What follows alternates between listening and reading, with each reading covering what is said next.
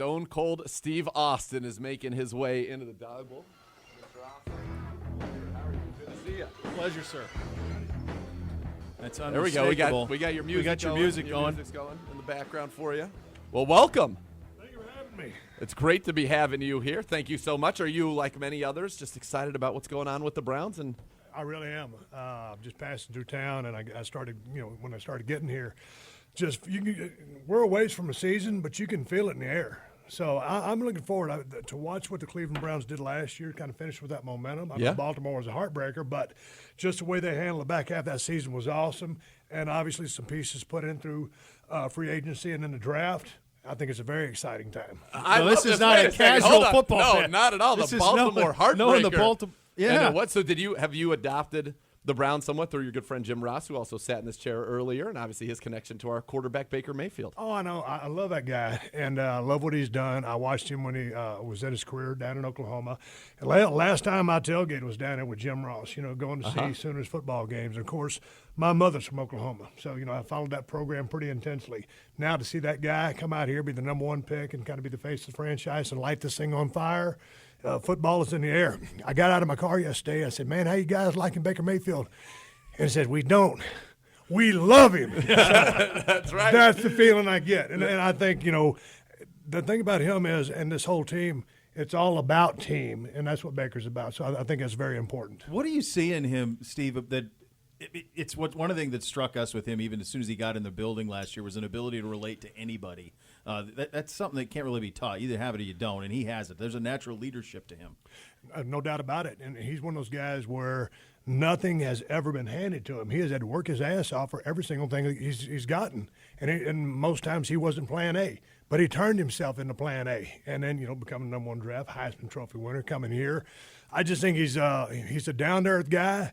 He works his tail off, and he's going to give you the best he's got because he knows that's what he has to do. He was kind of always that undersized guy that wasn't the fastest guy on the team, but he put all the pieces together. Obviously, he's extremely smart. He processes football information very quickly. So I don't know.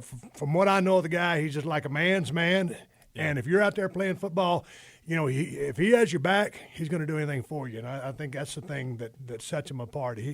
Everybody here, I think, on this team knows that he's there for him. He's there for them, and he's going to do his best job.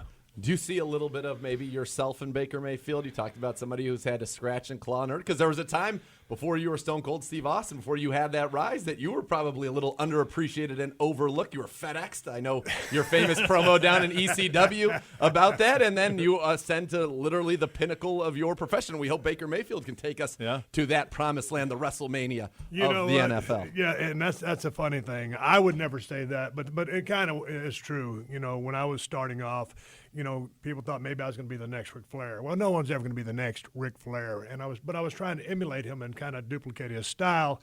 And I got, WCW, had an injury, and got fired unceremoniously, and got FedEx that notice. And I tell you, I always say this, if you put me against, in a lineup with all the guys and say, hey, pick out your next WWE superstar, I wouldn't be the guy that you was going to pick. I was, 6'1", a shade under 6'2", maybe 250 pounds, with bald hair, goatee, black trunks, black boots. And from a physical standpoint, I could bring it and I can do things in the ring, but I'm not going to give you that jump off the wall eyeball test.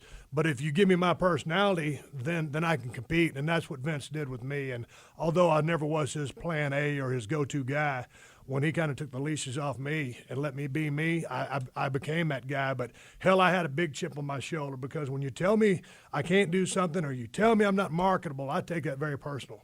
Yeah, Baker Mayfield certainly has a big chip on his shoulder. He keeps a list. Same thing, keeps a list of everybody who slighted him so he can prove them wrong. It's going to be interesting to just see the attitude that he takes into this season because, he came here, he's backing up Tyrod Taylor. He walked on to Texas Tech, walked on to OU. So now going into this season, he is that guy. So will his approach be the same?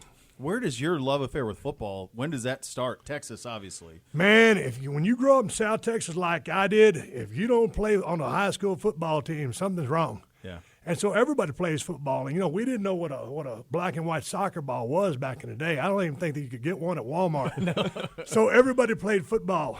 And my brother was 2 years older than me. So when he started playing in 7th grade, I was in the 5th grade. And I'd go up there and watch the guys lift weights. Because it's such a little small town, Coach looked at me and says, "Hey, do you want to train with us?" I said, "Well, yeah." So I started training with the guys from 5th grade level, playing, with the junior high guys. So I fell in love with it, and I was fortunate enough to be in a South Texas system. We were playing 2 and 3A ball. Had I been in the Houston system, hell, I might have been riding a pine. But I wasn't. I was in South Texas. I was a running back, and I couldn't afford to run east or west, so I ran north and south. I ran over people, and I just fell in love with the game, got a chance to play at the JUCO level. I remember I thought so much of myself coming out of high school, I figured I'd go to a big college. And not so fast, my friend. I ended up at JUCO. So I told my mom's best friend, Evelyn, I said, "Oh, Evelyn, don't worry about it. I'll go to JUCO, make All-American in a couple of years, and go to a big school." There's some football-playing rascals at the junior college level. Anyway, got a scholarship to North Texas State, and then I was not pro football material. And luckily for that, I quit my job on a freight dock, started wrestling. But I'm just I follow all the programs. I see the coaches and players. I watch the storylines kind of unfold throughout the year, with guys coming up, guys going down, and just a huge fan, man. Every single day of the week that football is on, whether it's college or pros, my TVs are tuned to those channels. I got to ask you, because you've said something interesting about Baker, and now that he is the guy, what's that going to be like for him? And for this Browns team that for so long has struggled to all of a sudden now be a favorite to win the AFC North, and you probably understand this as well. When you're coming up, when you're the hunter, it's one thing, but when all of a sudden you're the hunted, that's a completely different scenario. It is. I mean, when you're trying to get there, you have that mentality. Now that you're there, but you're still trying to establish something, it's a different ball game, no pun intended, but I think he's going to be just fine. And I just know that there's a lot of buzz just coming here and being in the facility, just coming here and being in the town. I'm just looking forward to kickoff. I'm not a big preseason guy. I'm looking forward to Stay when the healthy. season They don't kicks. need to do anything. We're not Stay either. healthy. Exactly. Yes. But, yeah, it will be interesting to see the approach that the whole team takes just based on the momentum that they created last year with what they did. Want to thank you so much for being here. Have Real you gotten a pleasure. chance to meet our head coach, Freddie Kitchens? Because I have a feeling you and he you'd would be have a fast beer. friends. And it's funny because, we share a common stop. He had a stop at North Texas State from back in the day. I think he was there from 2001, 2003, coaching running backs. I was there before him, and also from the fact that he played at Alabama. He's from Alabama. I never met nobody from Alabama that couldn't tell a story. And so I can tell a few myself. So I am looking forward to meeting him. I'm excited to watch what they do with the program this year, and congrats for him getting that spot and moving on up. And if you look at his coaching tree, man, he's come from a real high pedigree of some high achievers in the NFL and college football to see what he continues to do here. And I wish you guys nothing but the best of luck going into this season. This was a thrill. Oh, hell yeah. This is a thrill. Let's go. Thank you so much. Thank you guys. Great. CBD 850 WKNR.